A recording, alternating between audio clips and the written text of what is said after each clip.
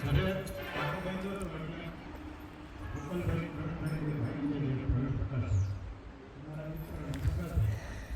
એ ખબર કાઢવાય ઘરે મેં કીધું હાથ થયું તો હવે ભાર દઈને આપણે દેશી ભાષામાં કહીએ ભાર દઈને 2-4 દી ઘરે રહે છે કામ જ કરો તો તમારી રજા જાજી જમા થઈ ગઈ હોય ને એટલે ભગવાન તમને કોઈ પણ રીતે કુદરત તમને આરામ અપાવે એટલે તારો હાથ ભાગ્યો 2-4 ચોપડીઓ એના પુસ્તકાલય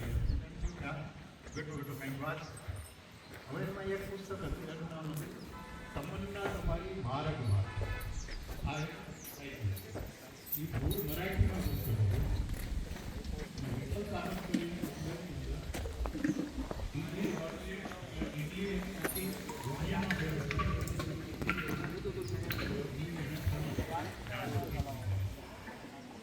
અને એરપોર્ટની સામે 5 સ્ટાર હોટેલ એ માણસને